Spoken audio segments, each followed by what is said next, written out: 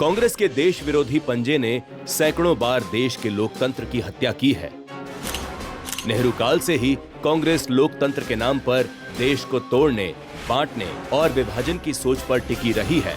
इसी सोच की वजह से ही साल 1962 में हम चीन से युद्ध में हार गए, जिसमें हमारे लगभग 3,500 सैनिक शहीद हो गए और भारत की 83,000 वर्ग किलोमीटर जमीन पर चीन ने कब्जा कर लिया था। जब देश की सीमा पर एक बड़ा खतरा चीन के रूप में मंडरा रहा था, तब तत्कालीन प्रधानमंत्री नेहरू और रक्षा मंत्री वी.के. कृष्ण मेनन हमारे सेना प्रमुख के.एस. थिमैया को हटाने और कमजोर करने में लगे थे और हिंदी चीनी भाई भाई का नारा दे रहे थे। साल 1961 में सेना प्रमुख के लगातार चेतावनी देने के बावजूद भी नेहरू और मेनन ने चीन के मुद्दे पर कोई विचार नहीं किया, जिसकी वजह रही कि युद्ध के पहले ही चीन भारत की सीमा पर सड़क बनाकर अपने सैनिक वहां उतारने लगा।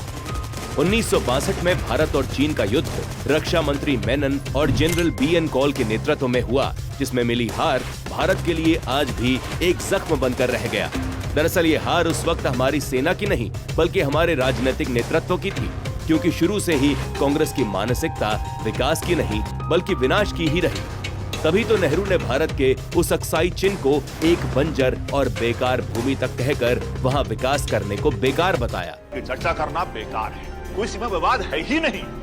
फिर भी चीन और भारत कुछ बंजर पहाड़ों के लिए लड़ाई लड़ना चाहते हैं, तो इससे बड़ी बेवकूफी की बात हो ही नहीं सकती। और कांग्रेस की इसी सोच के कारण ही हमने अपने अक्साई चिन्ह को गंवा दिया और भारत के एक अभिन्न अंग को चीन को तोहफे में दे दिया।